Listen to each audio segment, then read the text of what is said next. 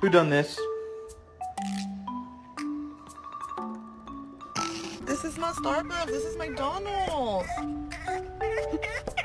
Maria!